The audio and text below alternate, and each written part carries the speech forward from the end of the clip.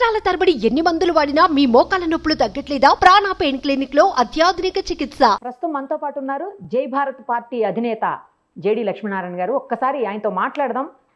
నిన్న జరిగినటువంటి రిజల్ట్ ఎలా అనిపిస్తోంది? కూటమికి వచ్చినటువంటి ఈ గ్రాండ్ విక్టరీని ఆయన ఎలా విశ్లేషిస్తారు? ఒక్కసారి ఆయన మాటలోనే వినేద్దాం. సార్ నమస్తే అండి. జై భారత్ నిరుపమ గారు.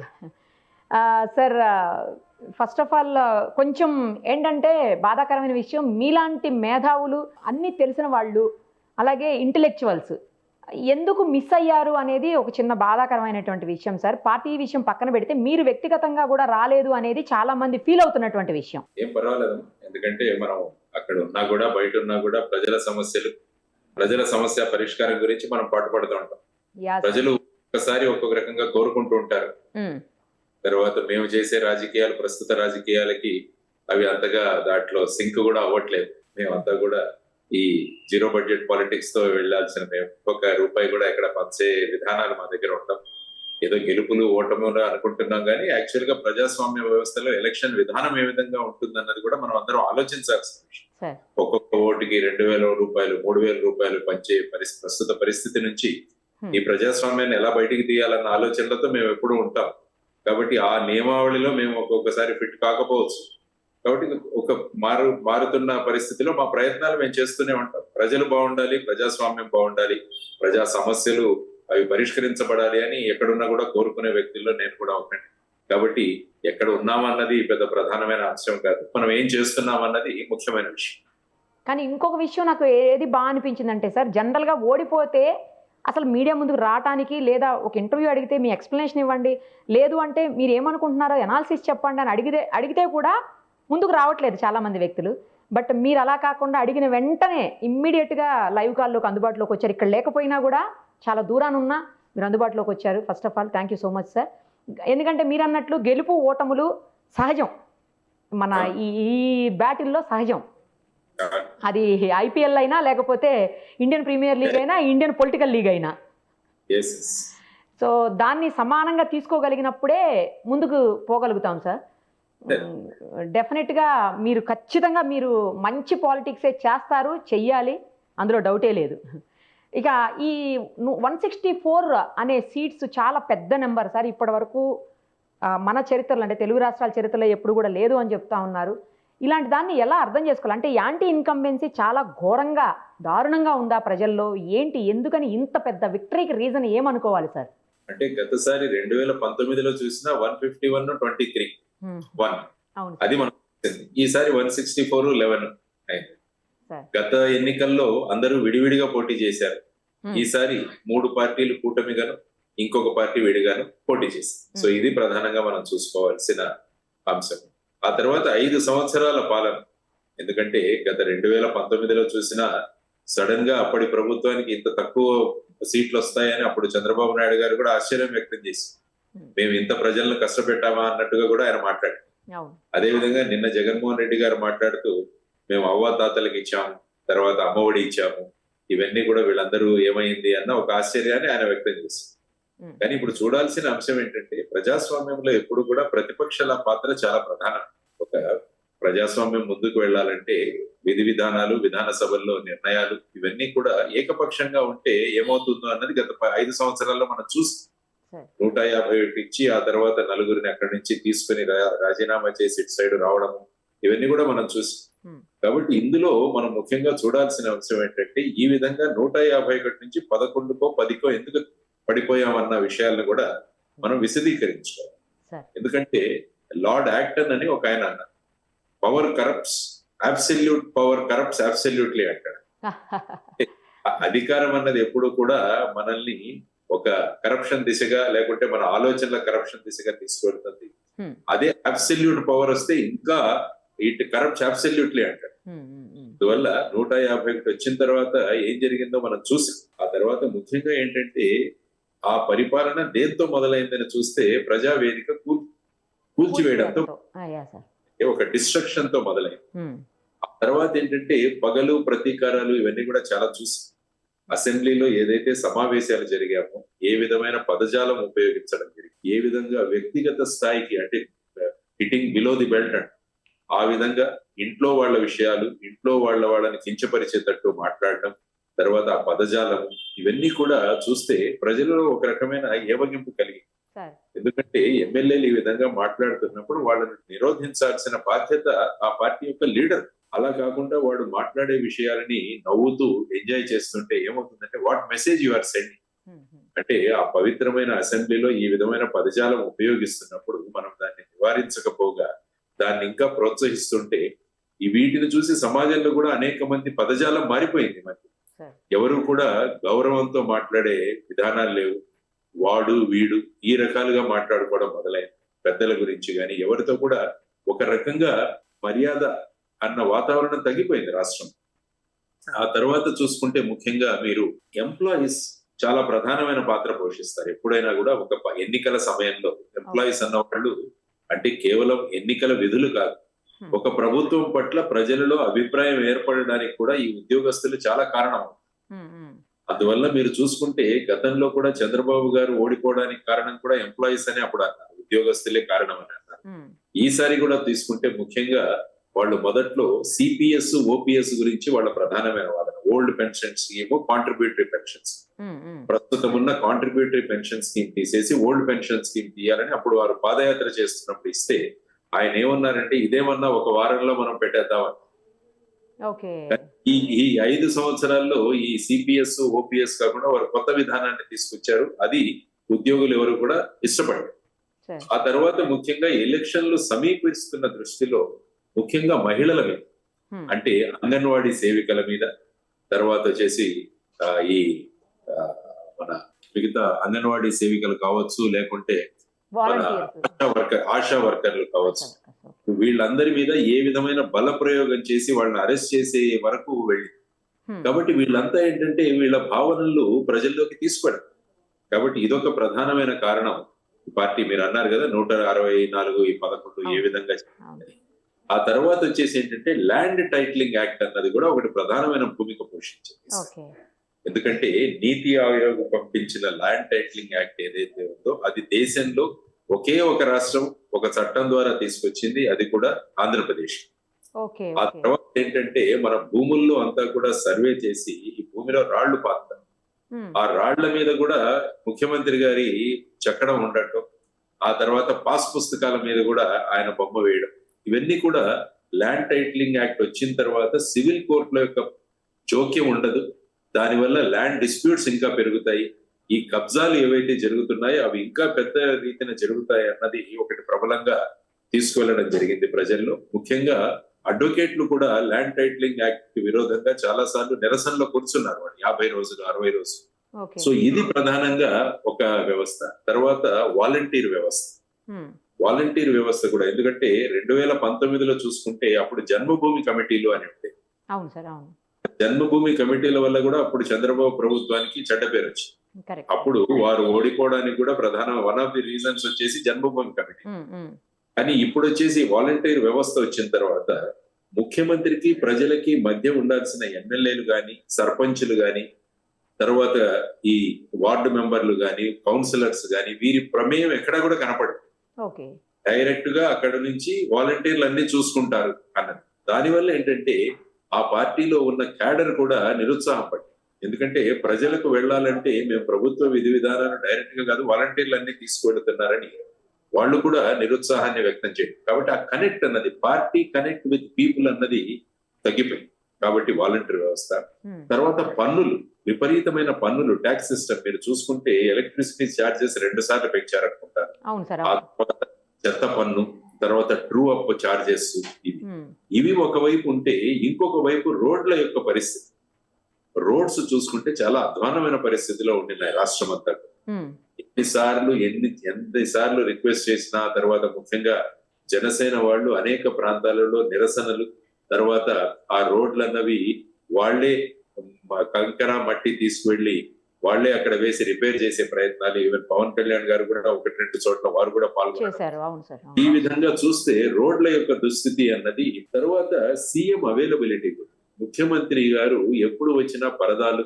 ఆ తర్వాత ముఖ్యమంత్రిని కలవడం అంటే చాలా కష్టం. ఎందుకంటే ఒకసారి రాజశేఖర రెడ్డి గారి ప్రభుత్వం చూసుకున్నప్పుడు ఆయన ఉదయం 4 గంటలకు లేచి 5 గంటలకంతా ప్రజలతో మమేకమయ్యేవారు. ఓకే. వారు వాళ్ళ దగ్గర నుంచి పిటిషన్లు తీసుకోవడం ఇవన్నీ కూడా జరిగాయి. కానీ ఇక్కడ ముఖ్యమంత్రితో కలవాలంటే సర్వసాధారణ వ్యక్తికి కుదరదు. ఈవెన్ ఎమ్మెల్యేలు కూడా ఎంతమంది ఎన్నిసార్లు కలిశారో నాకు తెలియదు కానీ, కాబట్టి ఆ విధంగా ముఖ్యమంత్రి అన్న వ్యక్తి ప్రజలకు అందుబాటులో లేరు అన్న ప్రచారం కూడా చాలా జరిగింది. ఆ తర్వాత వచ్చేసి విధ్వంసం అన్నది ఒకటి చూడాలి. మీరు ఎట్లయితే ప్రజావేదిక ఉన్నదో, ఆ తర్వాత ఋషికొండలో ఏ విధంగా దాన్ని కొండను మలచి ఆ ప్రాంతంలో ఏవైతే అది సీఎం క్యాంప్ ఆఫీసో లేకుంటే ఆ రాజధాని మార్చాలన్న దీంట్లో చేసినది కూడా ముఖ్యంగా ప్రజల్లోకి వెళ్ళింది.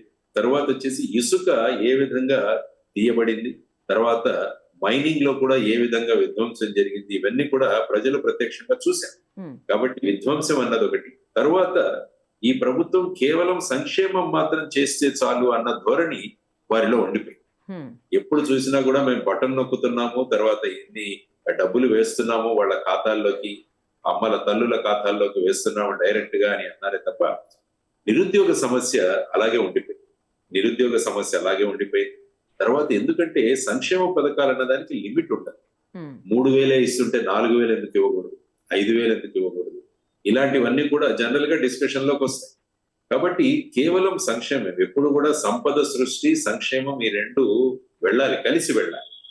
తర్వాత ఉపాధి కల్పించాలి. ఈ మూడు కనుక వెళితే అప్పుడు ప్రజల్లో ఒక అర్నింగ్ వస్తుంది, సోర్స్ ఆఫ్ రెవెన్యూ వస్తుంది, అప్పుడు ఎకానమీ బ్రహ్మాండంగా వస్తుంది. కాబట్టి ఇప్పుడు ఏంటి, ప్రతి శుక్రవారం వెళ్ళి అప్పులు తీసుకురావడం, వాటిని సంక్షేమంగా మార్చడం. సో ఈ విధంగా కూడా ప్రజల్లో విపరీతంగా చర్చ జరిగింది. ఆ తర్వాత పోలీసు యొక్క బల ప్రదర్శన చాలా చోట్ల ప్రజలకు ఇష్టం లేక, ముఖ్యంగా డాక్టర్ సుధాకర్ గారిని ఏ విధంగా డీల్ చేశారో, రోడ్డు మీద ఆయన కాళ్ళు చేతులు కట్టేసి ఆయన్ను ఆ విధంగా చేయడం.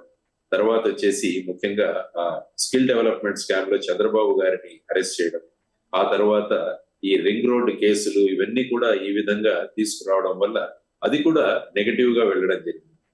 ఆ తర్వాత అనేక మంది ప్రజలు హైకోర్టుకు వెళ్ళారు. పబ్లిక్ ఇంట్రెస్ట్ లిటిగేషన్స్ కానీ అనేక సమస్యలను కోర్టుల ద్వారా పరిష్కారానికి వెళితే అక్కడ ప్రతిరోజు ఎవరో ఒక సెక్రటరీ, చీఫ్ సెక్రటరీ లేకుంటే డీజీపీ వీరందరినీ కూడా కోర్టు ప్రతిరోజు ఎవరినో ఒకరు పిలవడం. దీనివల్ల ఏమైందంటే అంటే అడ్మినిస్ట్రేషన్ జరగట్లేదు, ఫైనల్ గా అడ్మినిస్ట్రేషన్ కూడా కోర్టు ద్వారానే జరుగుతుంది అన్నది ముఖ్యంగా వెళ్ళిపోవడం. ఆ తర్వాత రేట్లు కూడా చాలా ఎక్కువగా ఉన్నాయి, ఇన్ఫ్లేషన్ చాలా ఎక్కువగా ఉంది. ఎందుకంటే మనం తీసుకుంటే పెట్రోల్ డీజిల్ రేటు ఆంధ్రప్రదేశ్ లో ఉన్నంత రేటు దేశంలోనే ఎక్కడా లేదు. కాబట్టి ఇదొకటి. తర్వాత డ్రగ్స్ అన్నవి చాలా చాలా ప్రబలం. మీరు చూసుకుంటే ఇంతకు ముందు మేజర్ సిటీస్ లో అక్కడక్కడ కేసులు జరిగేవి, కానీ ఈ మధ్య అది గ్రామీణ ప్రాంతానికి కూడా విస్తరించింది. సో ఈ విధంగా ఒక అభద్రతా భావం ప్రజల్లో వచ్చింది. ఆ తర్వాత 3 పార్టీలు కలవడం, ఇది కూడా ఒకటి. 3 పార్టీలు కలవడం, ఆ తర్వాత వచ్చేసి 3 పార్టీలు ముఖ్యంగా కేంద్రంలో 400+ అన్న నినాదంతో వాళ్ళు వెళ్ళారు ఈసారి. 400 ఒకే ఊపారు. ఆ విధంగా అవడం వల్ల కేంద్రంలో ఎన్డీఏ ప్రభుత్వమే వస్తుంది. దానివల్ల ఇక్కడ ఈ ప్రభుత్వం వస్తే బాగుంటుంది, మోడీ గారు కూడా ఈ కూటమిలో వచ్చారు కాబట్టి మన రాష్ట్రానికి ప్రయోజనాలు ఉంటాయి అన్న ఆలోచన కూడా ఓటర్లు చేశారు. కాబట్టి ఈ కారణాలన్నీ కూడా మీరు విశదీకరించుకుంటే ఓటర్లు ఈ ప్రభుత్వం మారాలి అన్న అంటే మొత్తం ఎక్కడి నుంచి చూసుకున్నా కూడా వారికి 4 ఎంపీ స్థానాలు, తర్వాత 11 అసెంబ్లీ స్థానాలు తప్ప మిగతా అన్ని చోట్ల కూడా మెజారిటీలు కూడా చాలా విపరీతంగా చాలా ఎక్కువ వచ్చింది సార్. అవును, కరెక్ట్. చాలా ఎక్కువ. ఇంతకుముందు 1000, 2000 ఈ విధంగా వచ్చి ఇప్పుడు 1000, 10,000, 90,000 ఇలాంటివి 2-3 ప్రదేశాల్లో రావడం ఇవన్నీ కూడా జరిగింది. కాబట్టి వీటన్నిటినీ కూడా మనం ఆలోచించుకుంటూ వెళితే, సో గత ప్రభుత్వం ఆలోచించాలి, అంటే ఇప్పటి ప్రభుత్వం కూడా ఆలోచించాలి. రాబోయే ప్రభుత్వం కూడా వాళ్లకు 151 వస్తే ఈ విధంగా చేశారు, మనకు 164 ఉన్నాయి. కాబట్టి మన ఎమ్మెల్యేలను తర్వాత వీళ్ళందరినీ కూడా మనం కంట్రోల్ చేస్తూ ఏ విధంగా రాష్ట్రాన్ని ఈ అప్పుల బారి నుంచి బయటికి తీసుకురావాలన్నది కూడా ఆలోచించాల్సిన ప్రధానం. తరువాత మనకున్న 4 సమస్యలు కూడా గత ప్రత్యేక హోదా తీసుకొస్తామన్నారు, తీసుకురాలి. అంటే ఆయన అన్నారు 25 మంది ఎంపీలను ఇస్తే నేను మెడలు వంచి తీసుకొస్తాను, అది అవ్వలేదు.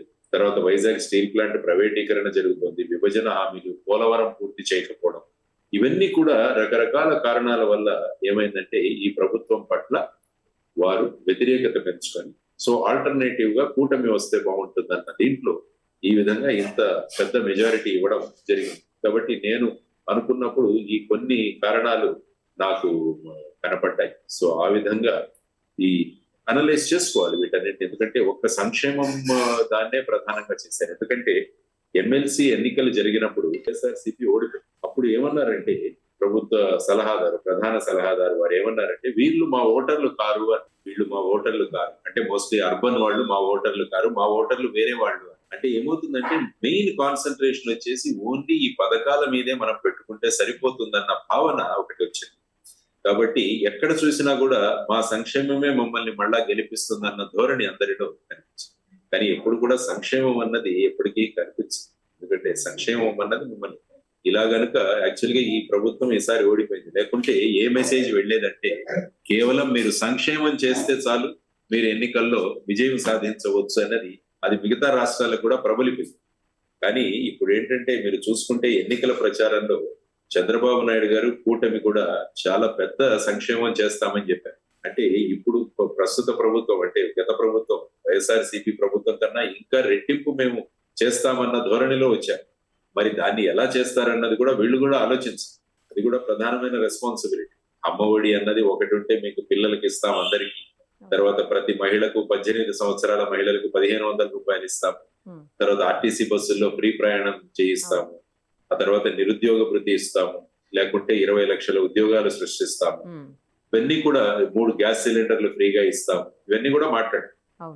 ఆ తర్వాత ఏ విధంగా మీరు చేస్తారన్నది కూడా ఒకటి ఆలోచించాల్సి. తర్వాత వచ్చేసి గత ప్రభుత్వంలో మద్యపాన నిషేధం తీసుకొస్తామన్నారు. అంచెలంచెలుగా మద్యపాన నిషేధం తీసుకొస్తామని. యాక్చువల్ గా మద్యపాన నిషేధం జరగలేదు, కానీ ప్రభుత్వానికి ప్రధాన ఖజానాలో పడే డబ్బంతా కూడా ఎక్సైజ్ నుంచి రావడం మనం. తర్వాత ఈ రేట్లు కూడా విపరీతంగా పెంచేశారు. దానివల్ల ఏంటంటే మహిళలు కూడా మహిళా ఆగ్రహానికి కూడా గురయ్యారు. ఎందుకంటే సంపాదిస్తున్నదంతా కూడా అక్కడే వెళ్ళిపోతుంది. ఆ తర్వాత ఏదైతే లిక్కర్ ఇస్తున్నారో దాని క్వాలిటీ కూడా సరిగా లేదని వాళ్ళ ఆరోగ్యాలు కూడా పాడవుతున్నాయి. ఇవన్నీ కూడా రకరకాల కారణాలు మీరు తీసుకుంటే వీటన్ని కారణాల పర్యవసానంగా ఈ రోజు ఈ ఎలక్షన్ రిజల్ట్స్ అని మనం చూడొచ్చు. సార్ మీరు మొదట్లో జనసేనతో ఉన్నారు, వింటే ఇప్పుడు మీరు కూడా కూటమి నుంచి మంచి మెజారిటీతో గెలిచి ఉండేవాళ్ళేమో. ఎవరైనా ఇలా అన్నారా? మీకేమన్నా అనిపించిందా? చాలా మంది అన్నారు. మీరు కంటిన్యూ అయింటే కూడా మీరు అన్నాం. నేనన్నా ఎక్కడున్నా ఏదున్నా అది విధి విధానాలు ఎలా ఉంటుంది మన ప్రయాణం అన్నది కూడా రకరకాల కారణాల వల్ల మనం నిర్ణయాలు తీసుకున్నాం. నేను అదే చెప్తుంటాను, ఎక్కడ ఉన్నా కూడా ఈవెన్ ఈ పొజిషన్ లో కూడా రేపు రాష్ట్ర ప్రభుత్వం ఏ విధంగా ముందుకు వెళ్ళాలన్న నాకు తెలిసిన కొన్ని సలహాలు ఖచ్చితంగా ఇస్తాను. ఎందుకంటే ముఖ్యంగా ఎంప్లాయ్మెంట్ జనరేషన్ అన్నది చాలా ముఖ్యం. ఎందుకంటే లక్షల కొద్ది విద్యార్థులు చదువుకొని బయటకు వస్తున్నారు, కానీ వాళ్లకు గనుక మనం ఉపాధి కల్పించకపోతే చాలా ప్రమాదానికి గురి అవుతారు. ఎందుకంటే రకరకాల ఇష్యూస్ అవుతూ ఉంటాయి, తర్వాత క్రైమ్స్ పెరుగుతాయి. వాళ్ళు డ్రగ్స్ దిశగా వెళ్లే ప్రమాదం కూడా ఉంది. ఎందుకంటే చదువుకుని నిరుత్సాహపడిన యువతరం చాలా ప్రమాదంలో గురి అవుతారు, పెడదవ పట్టే అవకాశాలు చాలా ఉన్నాయి. కాబట్టి ఇవన్నీ కూడా మన సామాజిక బాధ్యత. It is our social responsibility. Even ఎమ్మెల్యేలు ఎంపీలు కూడా వాళ్ళు ఏంటంటే వాళ్ళ బాధ్యత పెరగాలి. చాలా మంది ఏంటంటే ఇదేదో అధికారం వచ్చేసింది మన చేతుల్లో అనుకుంటారు, కానీ వచ్చింది అధికారం కాదు, బాధ్యత పెరిగింది. సమాజ సేవకు ఒక గొప్ప అవకాశం అది. ఆ విధంగా భావించిన రోజు ఏమవుతుందంటే ఈ పదవులు అన్నవి సేవ చేయడానికి వచ్చినట్టుగా భావించినప్పుడు ఏమవుతుందంటే అప్పుడు సమాజం ప్రమాణంగా ముందుకు వెళుతున్నదని వీళ్ళందరూ కూడా ఆలోచించారు. మాట్లాడారా సార్ పవన్ కళ్యాణ్ గారితో? ఏమన్నా మాట్లాడలేదండి. నేను నిన్న ట్వీట్ చేశాను చంద్రబాబు గారికి, తర్వాత పవన్ కళ్యాణ్ గారికి, పురంధరేశ్వరి గారికి. మీ ముగ్గురి నాయకత్వంలో గొప్ప అఖండ విజయం సాధించారు. కాబట్టి మీ నాయకత్వంలో మళ్ళా ఈ రాష్ట్రం తర్వాత గత వైభవాన్ని, తర్వాత అభివృద్ధి దిశలో బ్రహ్మాండంగా ముందుకు వెళుతుందని. తర్వాత ఈ రోజు చంద్రబాబు నాయుడు గారు ఢిల్లీకి వెళ్లి ఎన్డీఏ సమావేశంలో వాళ్ళు హాజరవుతారని తెలిసి వారికి కూడా చెప్పారు. ఈ సందర్భంగా మీరు ప్రత్యేక హోదా, విభజన హామీలు, Vizag steel plant issue, Vizag railway zone విషయం, ప్రాఫిట్ పెట్రోలియం, ఇక్కడ మన రాష్ట్రంలో చాలా పెట్రోలియం గనులు ఉన్నాయి ప్రైవేట్ వ్యక్తుల చేత. కాబట్టి వీటికి సంబంధించిన రాయల్టీ, ప్రాఫిట్ పెట్రోలియం మనకు చాలా రావాలి, దాంతో ఇంతవరకు ఇవ్వలేదు. ఆ తర్వాత వచ్చేసి అమరావతికి ఏ విధంగా గుజరాత్ లో గిఫ్ట్ సిటీకి రాయితీలు ఇస్తున్నారో అటువంటి రాయితీలు మీరు అమరావతికి తీసుకురావాల్సిందిగా ఈ ఎన్డీఏ మీటింగ్ లో ఎన్డీఏ నాయకత్వంతో మీరు చర్చించండి అని చెప్పి కూడా వారికి ట్వీట్ ద్వారా తెలియజేయడం జరిగింది. ఎందుకంటే ఇది ఒక మంచి అవకాశం రాష్ట్రానికి. ఎందుకంటే అప్పుడు జగన్మోహన్ రెడ్డి గారు ఏమన్నారు, వాళ్ళంతకు వాళ్ళకే ప్రభుత్వం ఏర్పాటు చేసి అవకాశం వచ్చింది కాబట్టి మనం ఏమీ మెడలు వంచలేం. వాళ్ళను నేను ఢిల్లీకి వెళ్ళినప్పుడంతా సార్ సార్ సార్ అని రిక్వెస్ట్ చేయాలి అని ఆయన అన్నారు. కానీ ఇప్పుడు ఆ పరిస్థితి వచ్చింది. ఎందుకంటే వీళ్ళ జేడీఎస్ అంటే నితీష్ కుమార్ గారు, చంద్రబాబు నాయుడు గారి సహాయం లేకుండా అక్కడ ప్రభుత్వం ఏర్పాటు చేయడం కష్టం. కాబట్టి దీన్ని ఏదో మీరు ఇదిగా ఉపయోగించండి, కానీ రాష్ట్ర హితాలు ముఖ్యం కావాలి ఎప్పుడు కూడా. State should be first. రాష్ట్ర హితం అన్నది ముఖ్యం కాబట్టి ఇప్పుడు ఒక అద్భుతమైన అవకాశం దొరికింది. కాబట్టి వీటన్నిటిని చర్చించి ఈ విధంగా మాకు ఇవ్వండి అని అడగడానికి ఒక మంచి స్కోప్ ఉంది. ఇందులో ఏమీ మనం మొహమాట పడాల్సింది కూడా లేదు. మన రాష్ట్రం అభివృద్ధి చెందాలి. లేకుంటే ఏమవుతుందంటే ప్రత్యేక హోదా రాకుంటే ఈ రాష్ట్రానికి ప్రస్తుతం ఉన్న అప్పుల పరిస్థితి నుంచి కొత్తగా రాష్ట్రాన్ని ముందుకు తీసుకువెళ్ళడం చాలా కష్టము. ఎందుకంటే పెట్టుబడులు రావాలి మన రాష్ట్రంలో. పెట్టుబడులు రావాలంటే రాయితీలు రావాలి. రాయితీలు కావాలంటే ప్రత్యేక హోదా కావాలి. కాబట్టి రేపు బీహార్ కూడా ప్రత్యేక హోదా కోరుకుంటుంది. మరి నితీష్ కుమార్ గారికి కూడా ఇవ్వాల్సి వస్తుంది. ఇలాంటి వాదనలు వస్తాయి. కానీ మనం పార్లమెంట్ లో చర్చించి ప్రత్యేక హోదా ఇస్తామని అన్ని పార్టీలు ఒప్పుకోరు. అది ఇవ్వలేదు. కాబట్టి ఆ విధమైన ప్రస్తావన చేస్తూ ఐ థింక్ ఎన్డీఏలో వీరు భాగస్వాములు అవుతారా, లేకుంటే బయట ఉండి వాళ్ళకి ఇష్యూ బేస్డ్ గా సపోర్ట్ ఇస్తారా, అది వారి నిర్ణయం తీసుకుంటారు. కానీ ఏది ఏమైనా కూడా ఇది ఒక అద్భుతమైన అవకాశం మనకి. మన రాష్ట్రానికి రావాల్సిన పోలవరం కావచ్చు, అమరావతి రాజధాని కావచ్చు, ఇవన్నీ కూడా సాధించుకోవడానికి ఇది ఒక గొప్ప అవకాశం. It is a God created గొప్ప అవకాశం అనుకోవచ్చు. దేవుడు మనకి ఇచ్చిన ఒక అద్భుతమైన అవకాశం, దాన్ని ఉపయోగించుకోవాలని కోరుకుంటున్నాను. కానీ ఒక మంచి మాట అన్నారు సార్ మీరు, ఎప్పుడు ఏది అవసరమైనా పాలసీస్కి సంబంధించిన సపోర్ట్ ఉంటుంది అని చెప్పేసి. చాలా మంచి మాట. తర్వాత సార్ ఒక్కసారి దేశవ్యాప్తంగా చూసినప్పుడు ఇంతకు ముందు కంటే కూడా ఇప్పుడు కాంగ్రెస్ బలోపేతమైంది, చాలా గట్టి పోటీని, అంటే ఇండియా కూటమి ఎన్డీఏ కూటమికి గట్టి పోటీ ఇస్తోంది అని దీన్ని ఎలా తీసుకోవచ్చు సార్? బలమైన ప్రతిపక్షం ఉండటం అనేది చాలా ఇంపార్టెంట్. చాలా ఇంపార్టెంట్. ఎందుకంటే ఇప్పుడు ప్రతిపక్ష అధికార పక్షం ఏ విధంగా ఉంటుంది అంటే ప్రతిపక్షమే వద్దు అంటుంది. ఇప్పుడు మన రాష్ట్రమే చూసుకుంటే జగన్మోహన్ రెడ్డి గారు వైనాట్ 175 అని వెళ్ళారు. వీళ్ళు కూడా 400 కే పార్ అని వెళ్ళారు. 400 కన్నా పైన రావాలి. అదేమైందంటే ప్రజలలో ఏ విధమైన భయాన్ని కల్పించిందంటే మొత్తం రాజ్యాంగాన్నే వీళ్ళు మార్చాలనుకుంటున్నారు, అందుకనే 400 పైన వీళ్ళు కోరుకుంటున్నారు అన్నది ఒకటి ప్యారలల్ గా నడిచింది. అదొక కారణం. రెండవది వచ్చేసి ఎందుకంటే మీరు 2004వ సంవత్సరంలో చూసుకున్నా కూడా అప్పుడు ఎన్నికల్లో భారతీయ జనతా పార్టీ అంటే అటల్ బిహారీ వాజ్పేయి గారు ఉండేవారు ప్రధానమంత్రిగా. అప్పుడు ప్రమోద్ మహాజన్ గారు ఇండియా షైనింగ్ అన్నది ఒక నినాదం పెట్టారు. ఇప్పుడు 400 పార్ లాగా అప్పుడు ఇండియా షైనింగ్. అప్పుడు కూడా ఏమైందంటే ఎన్డీఏ అంటే బీజేపీ వాళ్ళ సీట్లు తగ్గిపోయాయి. అప్పుడు కాంగ్రెస్ వచ్చింది పాలన. కాబట్టి ఇప్పుడు కూడా ఈ 400 పార్ అన్నది ఏంటంటే ఏ విధంగా పనిచేసింది అంటే వీళ్ళు రాజ్యాంగాన్నే మార్చే దిశలో ఉన్నారని కాంగ్రెస్ ఇండియా కూటమి ఆ 400 పార్ అన్నదాన్ని ఆ విధంగా ప్రజల్లోకి తీసుకురావాలి. నెంబర్ 1. నెంబర్ 2 వచ్చేసి ఇండియా కూటమిలో ఉన్న వాళ్ళు కూడా వాళ్ళ మధ్యలో ఉన్న డిఫరెన్సెస్ ఏవైతే ఉన్నారో అట్లీస్ట్ ఎలక్షన్ కు దగ్గర వరకు మటుకు అవి మర్చిపోయి అందరూ ఒక కూటమిగా ఏర్పాటై వీళ్ళు కొంచెం త్యాగాలు చేసి కొన్ని సీట్ల సర్దుబాటు ఇవన్నీ చేసుకోవడం వల్ల ఈరోజు 234 వరకు వెళ్ళారు. అంటే యాక్చువల్ గా ఇప్పుడు మళ్ళీ ఎన్డీఏ ప్రభుత్వమే ఏర్పడుతుంది. అంటే 272 కావాలి, బలంగా ఉంది అనేది 292 ఉన్నా ఇంకొక 17-18 మంది ఇతరులు కూడా ఉన్నారు. వారు ఏ సైడ్ న వెళతారన్నది కూడా ఇంకా సరిగా తెలియదు. కాబట్టి ఎన్డీఏ అన్నది ఒక 3వసారి ప్రభుత్వం ఏర్పాటు చేస్తుంది, దేర్ ఇస్ నో డౌట్. కానీ ఇంతకు ముందున్నట్లుగా 303 సీట్లు గాని ఆ విధంగా స్వబలం మీద సొంత బలం మీద భారతీయ జనతా పార్టీ అన్నది ఈ ప్రభుత్వం ఏర్పాటు చేయలేదు. ఎందుకంటే వాళ్ళకి 240 వచ్చాయి. సో ఇటువంటి సమయంలో ఇటువంటిది మంచిది దేశానికి కూడా నేను అంటాను. ఎందుకంటే సంకీర్ణ ప్రభుత్వాలు ఎప్పుడైతే ఉంటాయో అప్పుడు జాగ్రత్తగా రూలింగ్. ఈవెన్ మీరు UPA 1, UPA 2 తీసుకున్నా కూడా అప్పుడు కూడా వాళ్ళకి అబ్సల్యూట్ మెజారిటీ ఏమీ లేదు. అప్పుడు కూడా 202, 206, 226 ఈ విధంగా ఉంది కాంగ్రెస్ స్వబలం. అప్పుడు మిగతా పక్షాలతో కూటమి చేయాలి. ఇప్పుడు భారతదేశంలో గ్రోత్ రేట్ తీసుకుంటే ఆ రెండు టర్మ్స్ లో గ్రోత్ రేట్ బాగుండేది. జీడిపి గ్రోత్ రేట్ 8% కన్నా ఎక్కువ. కాబట్టి ఎప్పుడైనా కూడా ఆ విధంగా ఉంటే బాగుంటుందని అనుకుంటుంది. తరువాత అన్ఎంప్లాయ్మెంట్, నిరుద్యోగ సమస్య కూడా దేశంలో చాలా ప్రధానమైన ఫ్యాక్టర్ గా మనకి ఈ ఎన్నికల్లో కనిపించింది. ఎందుకంటే గత ఎన్నికలప్పుడు మోడీ గారు ప్రతి సంవత్సరానికి 2 కోట్ల ఉద్యోగాలు సృష్టిస్తామని అన్నారు. కానీ ఆ విధంగా ఉద్యోగ సృష్టి జరగలేదు. ఆ తర్వాత మన పిల్లలు చదువుకొని బయటకు వస్తున్నారు కానీ వారికి తగిన ఉపాధి దొరకలేదు, అది కూడా ఉంది. తర్వాత వచ్చేసి ఇన్ఫ్లేషన్, ద్రవ్యోల్బణం అన్నది కూడా చాలా ప్రధానమైన కారణమైంది. తర్వాత వచ్చేసి ఎలక్షన్ క్యాంపెయినింగ్ అన్నది అభివృద్ధి మీద ఎక్కువగా జరగలేదు. ఎక్కడ చూసినా భావోద్వేగాలు, మతపరమైన రెఫరెన్సెస్ ఇవన్నీ కూడా చేయడం జరిగింది. తర్వాత కొన్ని పర్సనల్ లెవెల్లో కూడా మాటలు ఏర్పాటు చేయడం జరిగింది. కాబట్టి వాటి వల్ల ఏమవుతుందంటే ఎన్నికల ప్రచార స్థాయి తగ్గిపోయింది. Even election commission of India కూడా భారతీయ జనతా పార్టీ అధ్యక్షుడు జేపీ నడ్డా గారికి మెమో కూడా ఇష్యూ చేసింది, షోకాజ్ నోటీస్. ఈ విధమైన పదజాలం ఏదైతే ఉపయోగిస్తున్నారో అది సబబు కాదు అన్నది. ఇవన్నీ కూడా చూసుకుంటుంటే ఏమవుతుందంటే తర్వాత కొన్ని రాష్ట్రాలలో ప్రభుత్వాలను ఏ విధంగా వీళ్ళు విభజించారన్న దాని గురించి కూడా చాలా చర్చ జరిగింది. ఫర్ ఎగ్జాంపుల్ మీరు మహారాష్ట్ర తీసుకుంటే అక్కడ ఉద్ధవ్ ఠాక్రే గారిని, ఏకనాథ్ షిందే, తర్వాత శరద్ పవార్ గారిని, అజిత్ పవార్ గారిని వీరిద్దరిని విడదీయడం.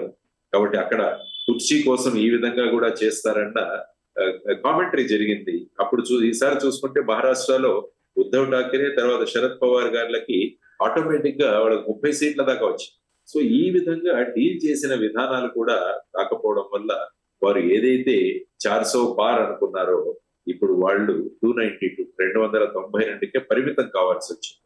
కాబట్టి ఖచ్చితంగా అటువైపేమో సంకీర్ణ ప్రభుత్వం, ఇక్కడేమో అబ్సల్యూట్ మెజారిటీ కాదు, 2/3 కాదు, ఇంకా ఆల్మోస్ట్ శాసనసభ అంతా వారి చేతుల్లో ఉన్నట్టు ఈ రెండింటిని ఎలా సమన్వయం చేయాలన్నది కూడా చాలా ముఖ్యమైన అంశం. కాబట్టి చంద్రబాబు నాయుడు గారు అనుభవం ఉంది వారికి. కాబట్టి ఆ అనుభవంతో ఈ రెండింటిని ఎలా వాళ్ళు సమన్వయం చేస్తారన్నది చూడాలి. ఫైనల్ గా మన రాష్ట్రం అన్నది అభివృద్ధి చెందాలి.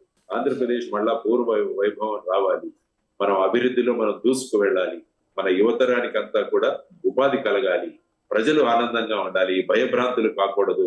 పోలీసు యంత్రాంగం అన్నది రూల్ ఆఫ్ లా ని తీసుకురావాలి, పాటించాలి. ఒక పార్టీకి కొమ్ము కాయడం అన్నది, అందరూ కూడా ఒక పార్టీ వర్కర్స్ గా ఎప్పుడు పనిచేయకూడదు. ఎప్పుడు కూడా న్యాయాన్ని, చట్టాన్ని ఆ ప్రకారంగా పనిచేసే విధంగా మనం కనుక గవర్నెన్స్ తీసుకురాగలిగితే అప్పుడు నిజంగా ఆంధ్రప్రదేశ్ ప్రమాణంగా ముందుకు వెళుతుందని ఆ దిశగా అందరం కలిసి పనిచేయాలి. అందుకనే నేను జగన్మోహన్ రెడ్డి గారికి కూడా కోరుతున్నది ఏంటంటే, మీకు 11 సీట్లే రావచ్చు, కానీ మీరు అసెంబ్లీకి వచ్చి మీ భూమికగా చేయాలి. ఎందుకంటే ప్రజలు మిమ్మల్ని ఎన్నుకున్నారు, మీరు తర్వాత ఇంకో 10 మందిని ఎన్నుకున్నారు. వీరి భూమిక శాసనసభలో వచ్చి వాళ్ళని నిర్వహించాలి. అంటే మాకు 11 వచ్చాయి, మేము అసెంబ్లీకి వెళ్ళాము, మేము బాయ్కాట్ చేస్తాము, ఇది కాదు. కాబట్టి ఆ విధంగా కాకుండా ఒక కన్స్ట్రక్టివ్ ధోరణిలో మనం అందరం కలిసి పనిచేసి రాష్ట్రానికి కావాల్సిన విషయాలన్నీ కూడా తీసుకొద్దామన్న భూమిక వహించాలని, అందులో మన పరిపక్వత, మన రాజనీతిజ్ఞత చూపించాలి. ఆ స్టేట్స్మన్షిప్ అన్నది చూపించాలి. పాలిటిక్స్ ఎలక్షన్స్ అయిపోయాయి, ఇంకా మనకు ప్రస్తుతం చూడాల్సింది రాష్ట్ర అభివృద్ధి అన్నది మనం ఎంచుకోవాలి.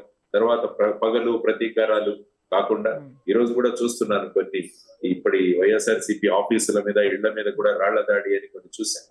ఇవన్నీ కూడా సక్రమం కాదు ఇవన్నీ. కాబట్టి నాయకులు వాళ్ళ కాడర్లను, శ్రేణులను నిరోధించాలి. ఎన్నికలు అయిపోయి, ఎన్నికల్లో ప్రజలు తీర్పు ఇచ్చారు.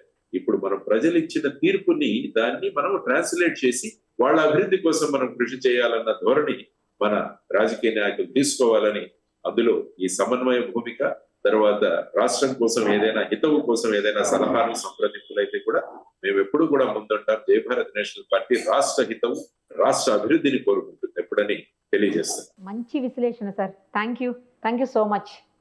నమస్తే అమ్మా, జై భారత్. Thank you. సుమన్ టీవీలో మీ పర్సనల్ అండ్ బిజినెస్ ప్రమోషన్స్ కోసం కింది నెంబర్కి కాంటాక్ట్ చేయండి.